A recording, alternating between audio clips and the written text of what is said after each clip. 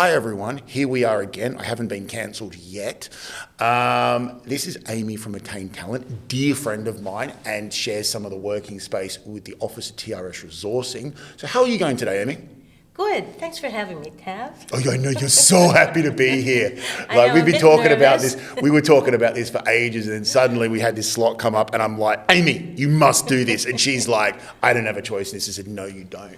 No. So obviously, Amy and I own two successful recruitment businesses, but mine is a little bit different to Amy's, where I'm technical blue collar manufacturing. Amy is executive white collar and is also the spiritual leader of Anthea and Laura, aka Boss Lady and Crim. Right. So Amy has been working with TRS now for 4 years, 5. Yes, I've been squatting in your office for 4 years. Yeah. We love having you there. And I'm really looking forward to the chat today, because between the two of us, there's probably not much that's not happened to us in our recruitment careers. That's true. And you and I look at each other across the office when the recruiters are fucking having a meltdown, and then we just look at each other and go, yeah, it'll be okay. No dramas from there. So we may as well get this underway. Amy, what do you think is the biggest change versus new recruitment versus old school recruiters like you and me? I guess the difference nowadays is because we've been going, in the past 5 years, we've been going through so many changes within, I guess, around the world. The new recruiters tend to be a little bit more reactive nowadays, as they should. We need to be a little bit more reactive as well as proactive. Yep. But compared to the old school recruitment, I think back then, because we didn't have to think that quickly back then. No, fuck no. We had to. I think to a point, it was more about going through training. I'm not saying that, nor am I trying to say that there's no need for training. There's still need for training. Oh, it's more training now than ever. To be a good recruiter, you need to be inherently, what's the term I'm looking for? Oh, but they don't know how good they've got it. No, they've got it good. Oh, they got in it a way, good. Because you're a little bit more adaptable and flexible as a boss. Whereas back then, we had rigorous training, and it was all about A, B, and C. Here's the paper, here's the book, go and do your cold calling. We had actual paperwork. And we had to manually paperwork. data Exactly. enter people into the CRM. And if you had a resume, you had to go across the road and drop it off to the receptionist. Exactly. Whereas nowadays, everything's so expedient. You've got everything, by a touch of your hand. So if you needed to present a candidate to a client, you don't need to wait around, the car park to see them face to face. You can actually just quickly email it to them. So it's more reactive in a way. I totally agree with you. I feel new school recruitment is, the CRMs are so good that the compliance around, the old days of my desk used to have a pile of registrations. The Rolodex. Yeah, the Rolodex. Oh, geez. I was there just as that was phasing out, and then the fax machine and the CRM was all the rest. I would have loved the Rolodex, because I would have stolen everyone's. Yeah. Or just taken the cards out that I wanted for myself. Well, even then, the I was a calling sneaky cards. recruiter back there. Yeah, all that. Not that I condone anyone stealing other people's clients or candidates. I guess the biggest thing that I'm also seeing now is, candidates are not just wanting a job now. They're wanting either the career job, or they want this, or it's all about the commute, or it's not always about money. And it's more about work-life balance and actually having that passion. So, and that's the differences that I'm seeing with the young recruiters that are up and coming. To them, it's not so much just about climbing the ladder or, making this their be-all and end-all of careers. Yep. Nowadays, to be a good recruiter, they want to know that they've got work-life balance. They want to know who the clients are, and actually be a little bit more consultative in terms of knowing them. Back then when it was our time, it was all about client drinks and all that. But nowadays, I'm finding that the younger generation, it's more about getting to know the clients, what their needs and wants are. It's not so much about money as well, but it's also about, I don't need to be at work from about 6 o'clock in the morning and leave at 11 at night, Amy. It's more about, what can I get out of business as well? Are they going to give me this work-life balance where I still get the chance to go home and, play with my children or my dogs? So that's the difference. I think it's more of a healthy balance. I remember the time when we first started our recruitment career. It was more about, going out and playing everybody else with alcohol, because that's what everybody liked back then, for a want of a better word. I remember starting my recruitment career and being absolutely shit-faced in the office Thursday and Friday night, and you were in the office till probably 10, 11 o'clock absolutely. Recruiting, and we were all there. Yeah. And it was play just hard, Yeah. But nowadays it's not like that. Yeah. Nowadays it's all about, I need to go to the gym. What can you offer me? Yep, in absolutely. terms of, a healthy lifestyle. I get lifestyle. But that's it. we've got an interesting situation. Can you remind me, because you are awesome with facts and figures, and I'm really good with ideas and not details. What unemployment rate are we running at the moment? What is it? So the employment rate, I think what do you call it, the unemployment or the employment rate? No, there's two. So the unemployment rate, it's still at 39.9. Okay. And that was as of March of 2024, which is a good thing. Yep. But so that poses a challenge for potential employers and us as recruiters, because it makes it a tight candidate market. But also the participation rate is at 66.6%, which has decreased. So participation rate means that, as much as the unemployment rate has gone down, the participation rate has gone down as well.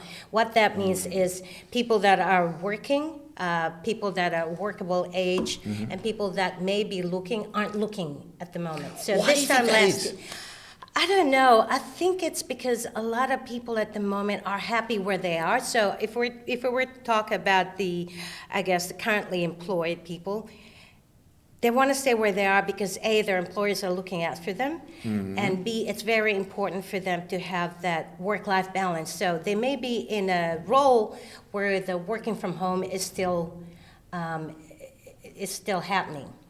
So there's no need for them to look somewhere else. So I've had a couple of candidates that did look. So to give an example, I had two candidates that were looking. They were happy with the role. They had 3 interviews. They were about to sign the contract. Last minute, I get a call going, Amy, I've had a chance to discuss this with my wife and my husband in detail, and we've decided it's actually better for us for me to stay where I am because I'm only 10 minutes away from work. Well, why did you apply for the role in the first place? Oh, because we thought we needed the money more. But after careful consideration to us, it's more important for us to look after the family, for me to stay at home and go to work 10 minutes later, while my wife, and vice versa. It's almost like the screening questions that have always worked to this point are now redundant. It's out of the window. Out of the fucking window. And I'm even seeing that with blue collar, which surprises the hell out of me. I'm like, sorry, what? But a lot of people are now opting for this lifestyle balance, which is good, but I don't know if are we ready for it in Australia? I'm probably... Well, put it this way, it's been happening now since post-COVID. COVID, tell me more about that. I've never heard of that before. This is the new norm. Yep. This is the new mentality that we're facing. So a candidate's mindset now, it's not the way it used to be 10 years ago, where if I'm going for an interview because A, B, and C, my main motivator is money. B is I want to, climb the corporate ladder. I need to go for this job, and I'm going to do it, come hell or high water, and I'm just going to go for it. Nowadays, post-COVID, people have had time to realize what's more important in life. You know what? It's not all about me, climbing the corporate ladder and not spending any time with my kids because I'm trying to earn millions or thousands more dollars. To us now, we've discovered that we can actually balance not having this much money with our lifestyle. And you know what? I get I get the chance to spend more time now with my family and do this for myself and actually, go out there and smell the roses as opposed to being in in a closed room with one window from about 8 o'clock in the morning till 10, and I get home and my children or fur children are asleep. How is your fur baby, by the way? He's great. He's a doggy daycare at the I'm moment. shocked that he goes to doggy daycare. Well, it's not fair. So Tell me why it's not fair. It's not fair for me You're to very leave him. looked after, Poochie. He's a gorgeous boy. He's my What's son. his name again? His name's Harley. We for do, those who don't we do know. need a new office with a balcony, don't we? He thinks he's human. Yeah, well, put it this way. I haven't been to the cinema with my husband in 8 years together. Oh, we've done it once or twice, but we had to drop him off to the babysitter. You don't drop him up at my house. Yeah, I will, We actually. go hang out at Bar Arbor Oh, together. I'll take you up on that, as long as they let him in. Yeah, it's fine. See, I love that. No, it's not fair about, during COVID, I was stuck with Harley because we were building a new house. So me and him were together because I was project managing the You building would of have our been a good house. project manager. And then in that time as well, my mom died. So I spent the whole 8 months just, being at home, grieving. And the only companion that I had day in, day out was my boy, Harley. So when COVID was lifted and all the restrictions were lifted and we're all going back to normal, it wasn't fair to him for me to just leave him at home just because we're all going, just because it's going to be business as usual, just because everyone was going back to normal. It wasn't fair on me just to leave him alone and I not get look that. after him. So that's the whole new so now balance of new school recruitment. absolutely, and that's what I mean. So every time I go to the city and squat in your office, I have to take him to doggy daycare. Or if I go to the city, I can't leave him alone at home. You've been so part of the office now. I don't know what to do without you. Oh, bless your heart. I don't know what to do without your team either. I love them. Yeah, I should be, part of you're part of the whole thing. Jesus Christ, TRS without Amy. How, with all this new lifestyle change and lower productivity, and people are not so much about money, but then real estate prices in Melbourne are still going up. So something's got to give. How do you, because your client base is completely different to my client base. Sure. How do you now package this to your clients? As in, this is what the client's expectations are. Sure. These are what the candidate expectations are. Or Sure. way over here, they're not even on the same table. How then do you manage it to kind of bring them into some sort of, as you would say with me, compromise? Sure. Yeah. Well, it's just opening the conversation. I think it's good for, and I don't want to discount the fact that No, productivity whatever you levels say have goes. gone down. Yeah. But in my, I guess in my patch, which is more in the white collar side, because it's a more permanency, I think it's just being a little bit more dynamic. So when I sit with the clients, I have to tell them, they need to, because it's so hard to get candidates at the moment. They just need to move in with the times just as much as the candidates do as Yep. well. And what I mean by that is, firstly, paying industry rate. Yep, or a bit above. Or above. What is the industry rate these days? Like they say, this is the industry norm according to this XYZ calculation. There's analytics behind that, so Yeah, you but can. Is the analytics correct? I don't know. Well, it depends on how much at the end of the day, and you're right though. At the end of the day, it depends on how big the business is and how much they can afford. I guess it's more when because I'm only a boutique agency, I think Awesome I get the agency. chance to have a closer relationship with a client because we can have more of an open conversation. Yeah. So, for instance, I can say to them, look, if you really want this candidate, what can you offer him that you think another company can't? And what I mean by that is it really depends on what the candidate's main motivators are. If the candidate's main motivator is money, I go to the client and say, Yep. but great. But I'm finding nowadays that predominantly most of my candidates' main motivator is, Amy, I just want a really good culture. a good team culture. And I know that's such an ambiguous and such a, flowery word. So you break it down, you say to them, what do you mean by good team culture? And what they mean by team culture, most of them, is the way they treat you as a staff member, benefits that they give you, succession planning. So do they also, Mr. Klein, do you spend money on training them? Also, I want to know, Amy, that I'm not going to be stuck in the same role for the next 4 years. I want to know that there's a succession plan in place, that they do, promote from within, and also an understanding about work-life balance. Do they give me time to spend like an hour to go to the gym? Or, will they also give me not so much working from home, most of my candidates understand, and I do get some of them that do say, look, I'm not going to go forward if they're not going to let me work from home 2 days a week. Okay. I want to loop back to something because it comes up all the time. What do you think is a good team culture, or what do you think a good team culture should be if it's not what it should be? So you're working with a client and they go, yeah, we want this, and this. But speaking to the manager, you find out why these positions are available, and so we've got a lot of staff turnover, we've got a bit of a culture issue, we brought in some management. How then would you advise your clients on how to, A, correct team culture, and what does that look like, and B, how to maintain that culture? Because Sure. I believe in my own leadership style. At TRS, I was very good at building team culture, but last year I did a really good job of fucking it up and then fixing it and putting it back there. You're smiling so diplomatically there at the moment. No. And Sure. I saw that effect on the bottom line. So I'm just really curious on what your feedback is, because as far as I'm concerned, when it comes to building culture, maintaining culture, addressing culture, you're it. You're the best person I know in that space. Okay.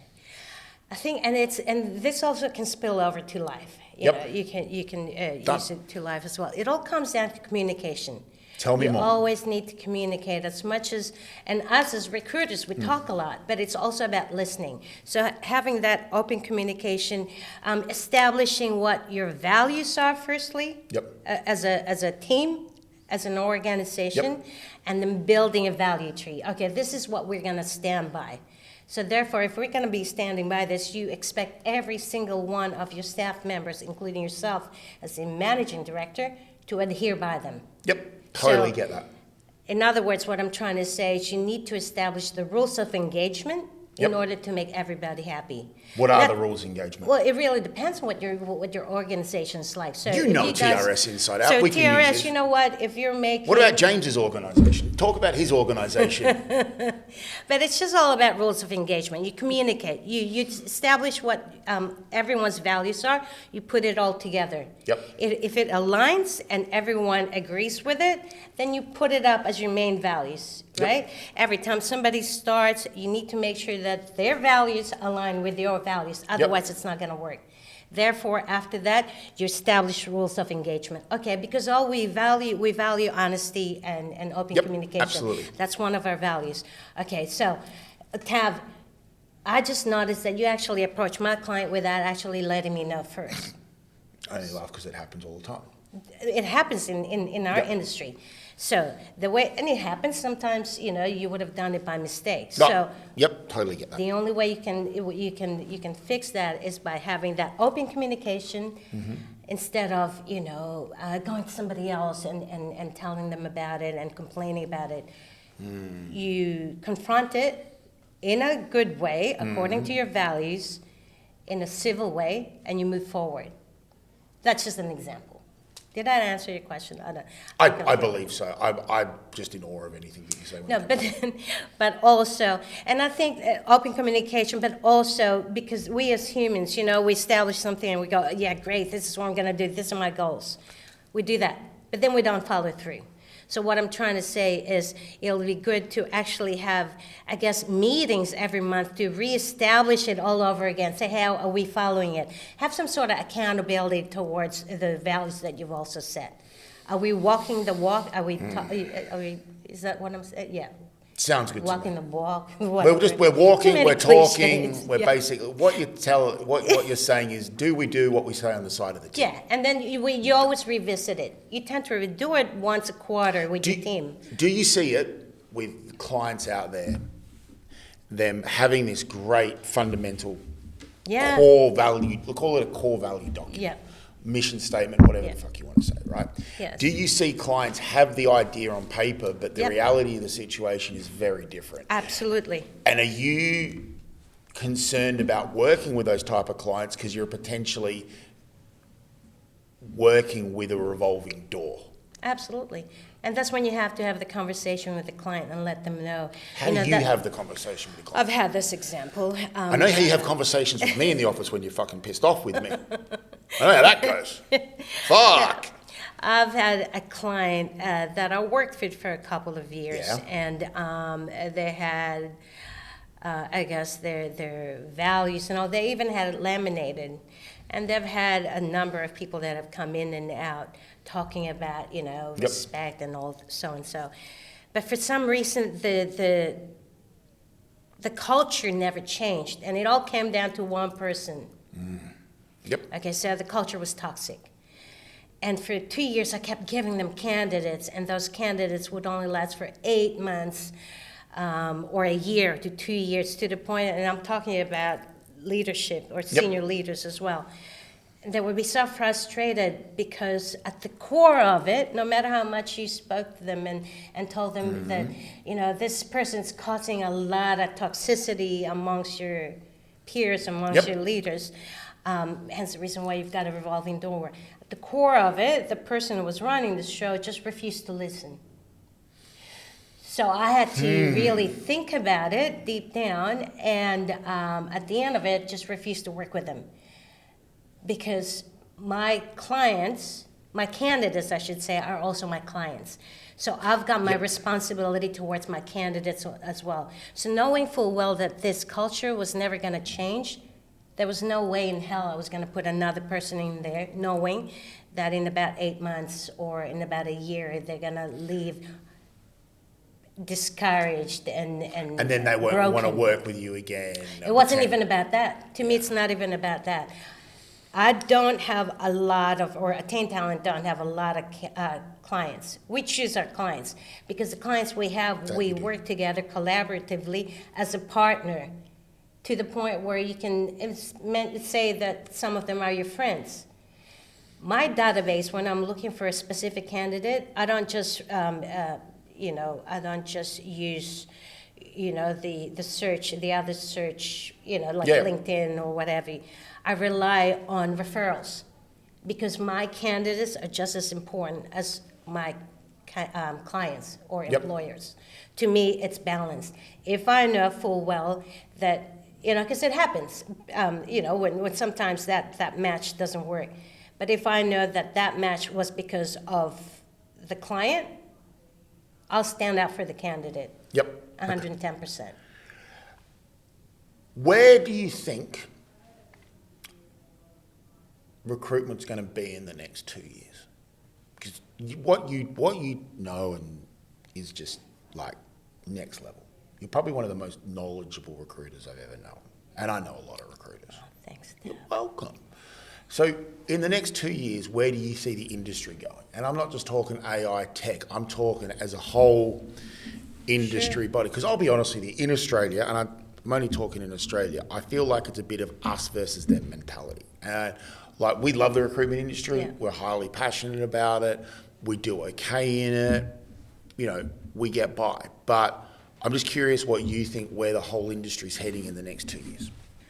I think we've had this discussion many a times, and people say this all the time. People in our industry, during the global financial crisis, people said the same thing too.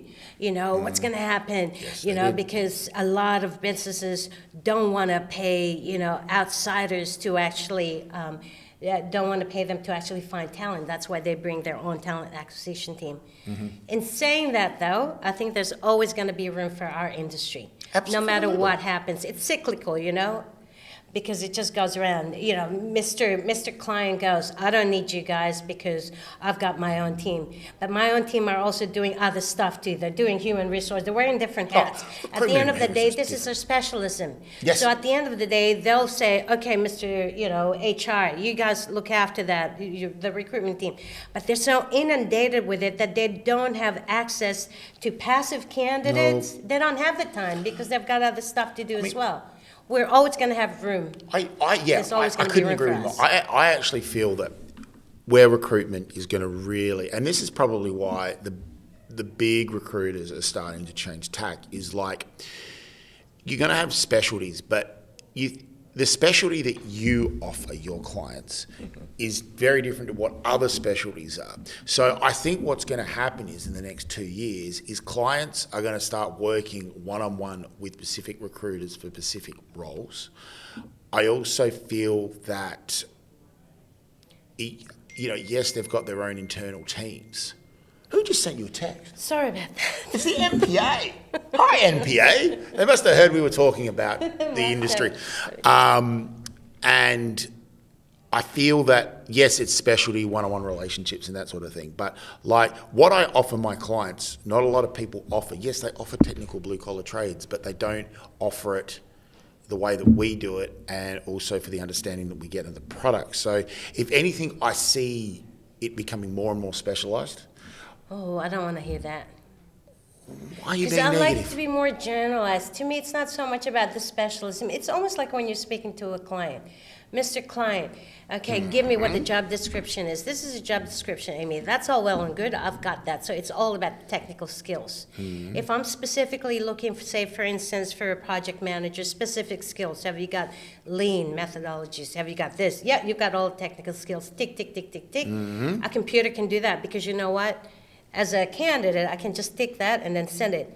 The challenge that clients have is finding, and we were talking about this before, it's the softer skills. So it's more about the team cultural fit. And there's where we come in. To me, it's not so much about being such specialized. You reach out to me and ask me if I've got somebody within the white collar space or shared services. I'll come in, you give me the job description, we'll learn it. I love learning new jobs. We'll take it, all technical skills. Now, the heavy conversation is, well, who are you looking for? Because at the end of the day, if, say, for instance, you were looking for an engineer, there's thousands of engineers. But you need an engineer that's going to get along with the rest of your team.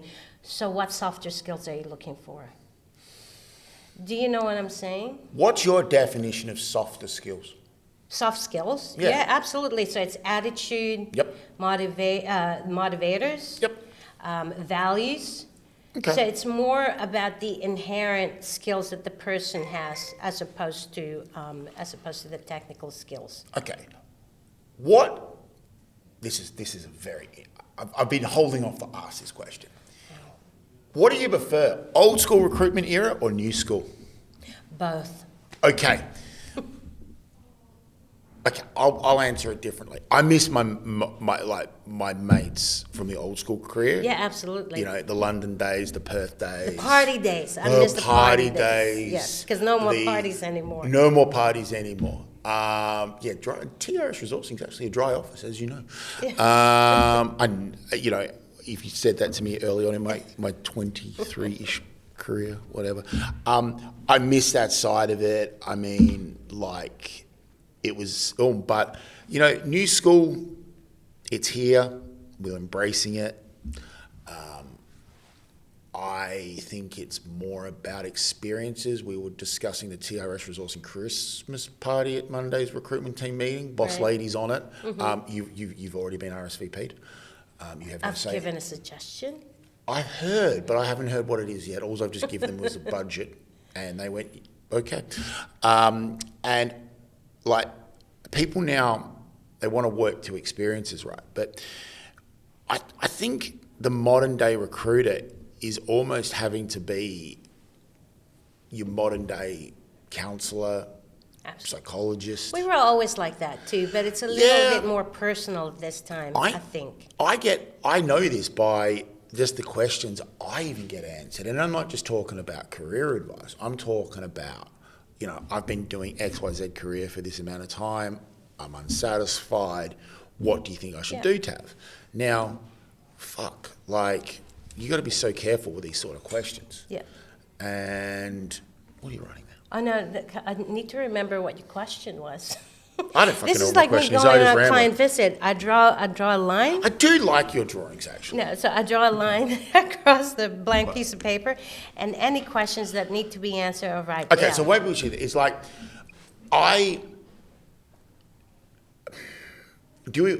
so my question was, what do you miss? What do you prefer? What period? The old school recruitment and new school? And I agree with you.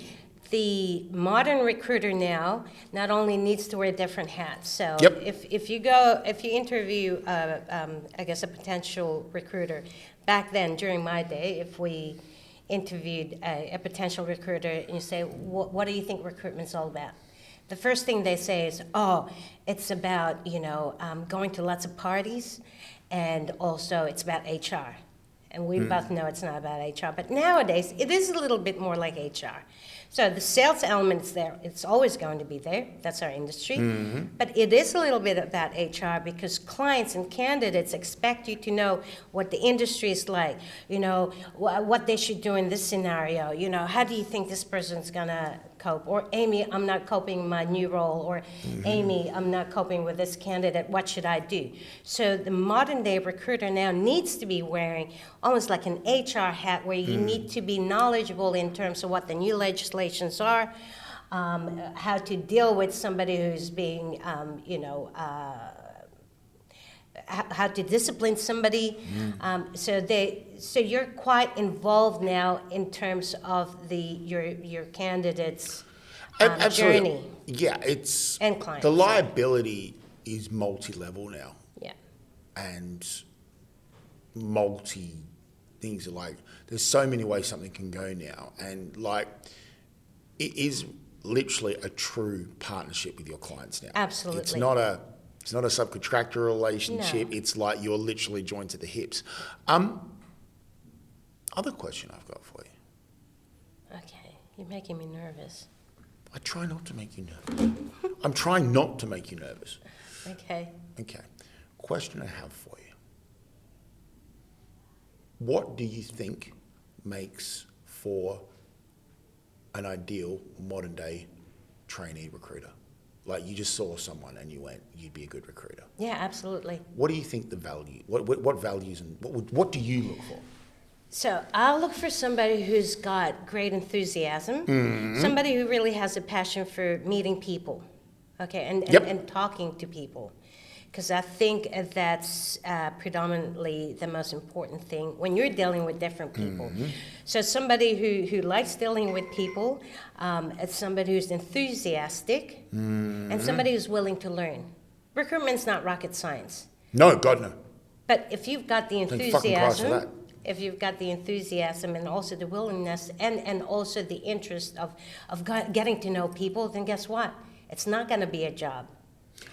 Absolutely. I mean, I've never had the two same days twice in 22 Yeah, exactly. So but, okay. and the initiative. Somebody who's got good initiative, I used to interview for potential, and you laugh at this, potential recruiters. I'd talk to them and I'd say, look, I just need to step out for 2 seconds. And I'd get up and I'd leave the room, but I'd drop a piece of paper, like a crumpled piece of paper. And the ones I've always hired were the ones that would stand up, because I'd come back to the room and the piece of paper would be gone. Either it'd be in the trash can or on the table. And I'm like, that's a good recruiter. Why is that a good skill? Because I love it. I'm going to use it. But why is that? Well, then it just shows you the person's character. Do you know what I mean? It No, just I'm asking shows, the question. No. Well, I don't know how Maybe else I know to break it. it down. But So you're thinking, you it look shows at them people good character. I want good character. as in thinking outside of the box and being a little bit Well, no. independent thinking? Because that's sort of, It's you know, independent to get thinking. up out of an independent thinking, because then I've got the initiative, and also good character to go, oh, she just dropped something on the ground and it's trash. Let me pick Yep. it up. It shows me that you're of good character. So to me, it's very important, because that's how I work with my clients as well. Yep. It's more about honesty, integrity. It's having some sort of integrity, Yep. you know, for somebody to get up while you're waiting for the interviewer to come back and say, oh, so you've got the common sense and the initiative to pick it up. That shows integrity. That shows that I'm not dealing with somebody that's just coming in just for the numbers or for the money. Yeah, I And agree. that embraces the values that I have. Does that make sense? No, that makes total Yeah. sense. I think values are overlooked. I mean, Absolutely. all my clients say they have values, and the ones Do that, they embrace it? It's different. yeah, well, the ones that are successful do. Yeah. And And I think it all comes down to actually practicing and keep talking about it. It's all well and good to actually write it all down. You know, it's almost like have you ever had one candidate who interviews so well, who's so eloquent, who's so articulate, and you know what? And every question that you throw at them, they answer it so seamlessly, and you're like, far out. This person's so awesome, you know. And then they go out and they're like, yeah, blah, blah. They're a-holes, for Yeah, want of a better absolutely. word. I couldn't agree And more. you're like, oh, I know what you're here for. You're only here for the money. And guess what? I'm not here. I don't embrace the same values. Does that make sense? I fully understand that. Now, we've spoken a lot today about culture, and clients, and new recruitment versus old school recruitment. What I now want to talk about is how to identify clients to work for, because obviously we've got a tight employment market at the moment. Very tight. So working with clients that have realistic expectations. Yes. And I'm not just talking about salaries, I'm talking about, No, somebody who's open, clients that are more open-minded. Yeah. And that would listen. There lies the challenge. well, this is it, because I think as we move into more special, I know you disagree with me with this, it's like, you know, it's all going to be, the recruitment industry is going to become more and more specialised. I think it has to be, in order for us to be truly successful in this game, because I'm dealing with a smaller and smaller trade pool every year. Yeah. I'm also dealing with more and more clients needing people for specific areas, and maybe that skill set doesn't exist, so we've got to obviously work with clients on. No, I agree with you Yeah. on that one too, specialization. Yep. But you can specialize in 3 different industries. Yep. It's more about the database and knowing, you know, if I need blue collar for a mechanical boiler maker, so I beg your Yeah. pardon, I'll call TAP. No, I get that. No, and that's true. It's all about funneling as well. Mm-hmm. Because in that, just if you specialize in one thing, somebody can call you, you can provide them with somebody with a boiler maker as soon as possible. Yeah, absolutely. So no, I do agree on that. I'm just saying that there's also room for the generalists, because the generalists would have, you know, specialized in different industries as well. So as opposed to just one, it would be a number of them. I'm so sorry. Can you really hear that? It's okay. It's. I'll just say it's Amy's. Remind her not to, you know, fucking with your anger management. No. Remind you What not that- to what fucking that- go angry at me. No, and I'm so sorry about Anger, the noise. anger. That Okay, little come noise back. is for my blood glucose level, because I'm I type 1 think we diabetic, should leave so- it in. I think it's. Well, you can hear it, so that yeah, we should explains just it. leave it in. So I'm happy with it. We got creative license on this thing. So it's AI. I've got like this little bionic thing. Yeah, I know. Because I'm really not real. I'm an AI. I tell you what, you and I are massive fans from the old school. God, we want to bring back smoking in the office. I I know, can't it'd be say that. so good. No. We would love to smoke in the When office. I first- I'd smoke cigars, you'd be smoking all that. And it would be the funnest I don't fucking smoke time. now, though. Yeah, but you did back in the day. Yeah, back then we'd have a project we'd work on. So it was me and Brooke. This is when I was in Sydney, and we'd have to fill in all this customer service people, and it was for the Cross City Tunnel in Sydney. And by about 6 o'clock, when the whole office was empty, Yep. would be empty, she'd come in with a bottle of wine Oh, I love or a champagne. Would have 2 London cups, days. cigarettes, Yeah. and in front of a computer's going like this. Oh, who do we have next? And just calling. That was hard, Yaka. That's unheard of nowadays. We Oh, didn't no, get fuck no. caught Oh by my the God, could you cleaner. imagine if we got caught smoking in the office? We'd be so fucked. We would That be was the old so school. fucked. That's just showing our age, though. So I don't know what you're talking about there, Tav. That was a story I heard. Allegedly. Allegedly. Allegedly. I may have smoked in the office. Actually, my old Perth office, I used to smoke in it at night. But that's how it used to be, even in the hotels. You know, you'd have the switchboard smoking. Sometimes the old ways. Very mad man. I know everyone's like, we've got to do this and that, but I don't know. It just seems simpler back then, It was simpler back then. Everything's too complicated, but also simple in other ways as well. That's not, trash on. No, we're not trashing new school recruitment. TRS embraces new school. We train new school. Everything's done new school. Education. I'm a massive fan of the RCSA's recruitment training program. I think that is a must. It scares the shit out of me how many recruiters out there are technically not qualified with that qualification. Sure. Well, how much compliance are you It's more about the compliance because we're in a world where it's all litigious, so we need to be very careful as opposed to the way it used to be. True story. I was at a lunch the other day in Sydney, and I asked someone instead of just say, "How old are you?"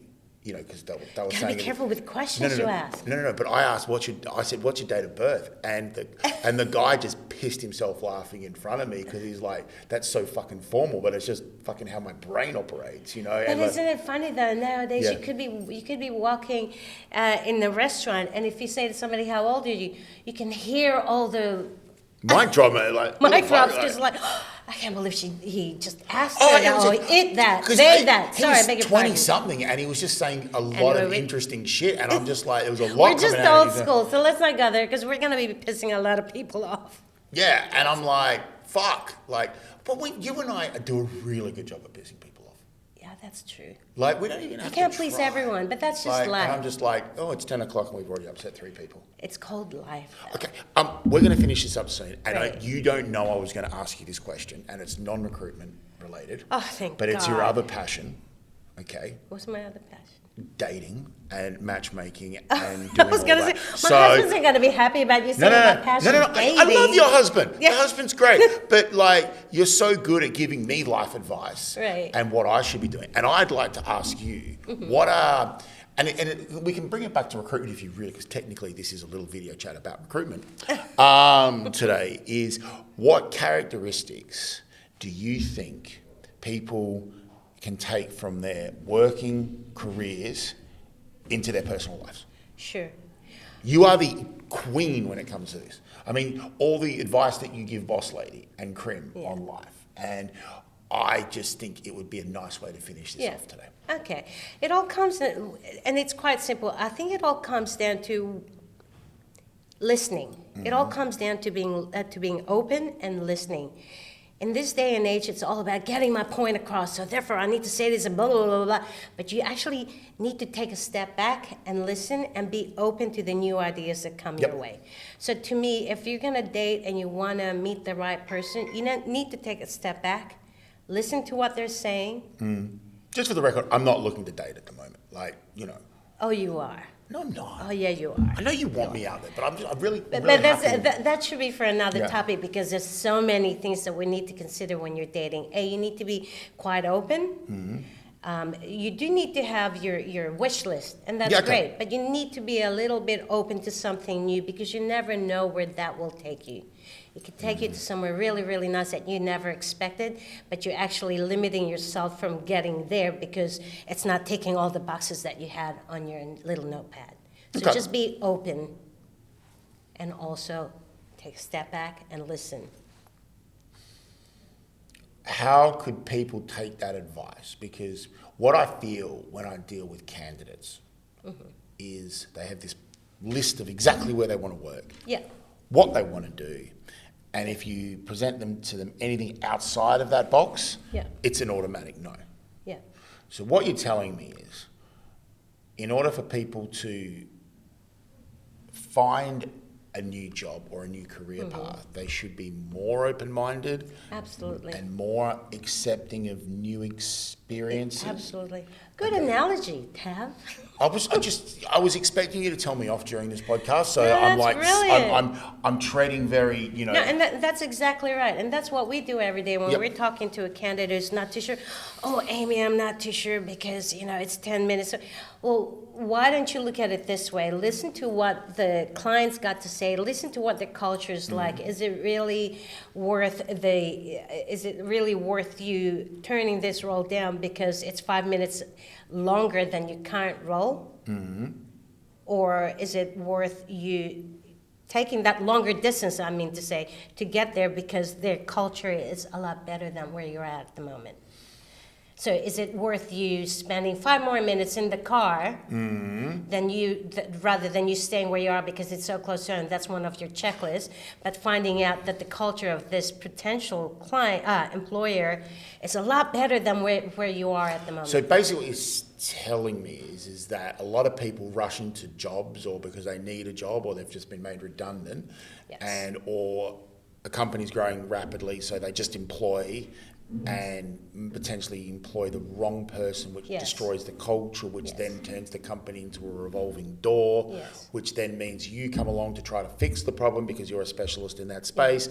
But in order to fix the company, you need to stop the revolving door, meaning you need to find managing directors and managers that will listen to you to correct the culture, so then you can put more people in there and stabilize the company. That's wow. Have we just summed up the entire I think you podcast have. today? See, no, that's a good way too. But in terms of candidates, well, and you're right. But we're only humans, so we tend to be quite reactive. So if something happens to us that triggers us, we tend to jump. But before we do that, we need to do our due diligence. We need to learn more about the company that you're getting into. We need to figure out if it's really if it's worth you leaving or if, better the devil you know than the devil you don't. Yep. So you need to actually think this hard before you take the lead. Yep. Because if you're only doing it reactively, chances are you're not going to stay in that job for that long. Yep. But that also Completely goes agree to, with you. but that also goes to the, and this often happens to us. Somebody applies for a job and they accept the role, but then their current role gives them a counter offer. That also goes. So that whole principle also applies to that scenario. If you were thinking about leaving, you apply for another role, and then your current boss finds out that you're leaving, so they offer you 10 grand more, and you stay just for the money. Yeah. Guess what? You're only going to last there for another 3 Well, months. they should have because- offered you the money to start with. Exactly. We've always And said that, also, yeah. once you decide to go, no amount of money or anything else will keep you there. Amy, do you have any questions for me? Because I've been asking all the questions of you, and you've done an awesome job. I know you were a bit No, nervous on this one today. very but, nervous. But you've done such a good fucking job. No. No questions for me? Okay. No, because I think I asked him out of this. Yeah, I'm just curious. But I'm just giving you thanks the for opportunity. having me. Thanks You for could. having me. Okay. Oh no, I do have a question. Oh, okay. I do have a question. Because you're one of the most successful people Thank you. I've ever met. No, and I think try. we've discussed this before. Because you tend to have, once you decide on something, you just go for it, and you've got no peripherals. Can you describe how you feel when you're going through that process? Oh, I have Does to. that make sense, that I have to go question? back a little step. So I don't have a plan B. I have a really supportive mother. Don't come from money. Never really had any money growing up. And I decided very early on that I didn't want to live that way. So I guess I fell into recruitment, and a lot of people know my recruitment story. And the reason why I get now so laser focused is I now know you always heard me going about return on investment, return on time. If I get laser focused on that I know it will return back, I can push aside personal life, I can push aside dramas, I can push aside that and go after that. Because I've done that cycle so many times, I can now do it subconsciously. So everything shuts down. Yeah, and at you that just point, go, because wow. because yeah, TRS is successful. I want it to be highly successful. You know my ideas on how I want to grow Sydney out, whilst also growing Melbourne, and yeah, there's a lot of people that make TRS resourcing successful. You know, we've got Eleanor in compliance. I've got Claire, social media branding. I've got my CFO and my 2IC, Rachel. You know, and you know those people. You know, you never see them on the shop floor. You know, Sure. but without the people on the back end, TRS would be nowhere near what it is today. And people always question me, why do you do things the way you do it? Well, they work. It's a point of difference. We have an in-house marketing team. You know, as I said, Claire was my first employee when I started TRS, and she started off as a sole trader. When she presented her first invoice for $300, I had no idea where I was going to get that money from. So, like, in order for me to grow a recruitment business, the only way I know is to really focus on one area, whether that's the CRM, whether that's client development. Wow. That's also focusing on the right area at the right time. There's no point trying to let's prime example. There would have been a stack of recruitment companies focusing on car manufacturing in Australia, and their entire business model overnight just got shut down. So iron the prize. Yeah, and work out where you're going, focus on that, and then reverse engineer back from there. That's good advice.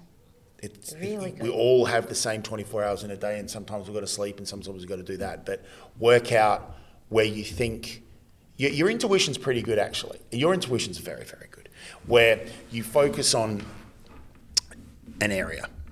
Prime example, I know a nutritionist that works in the NDIS space. Right. And that space is getting bigger and bigger Sure. and bigger because the government is investing billions of dollars into the thing. And it all comes from referrals. And we were discussing the other day about maybe more of a direct marketing corporate campaign. And like, I think that's something that is, you need to understand your marketplace. Us as managing directors of our companies, right? It's not good enough just to say we supply an industry. We need to make sure that industry that we supply is growing, not retracting. There's nothing worse than getting an increasing share of a shrinking market. Sure.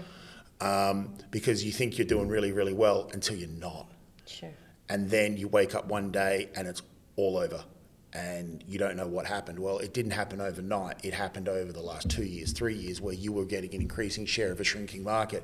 I would prefer to get a smaller share of a growing market, because at least I know I'm not going to hit the walls of it. Yeah.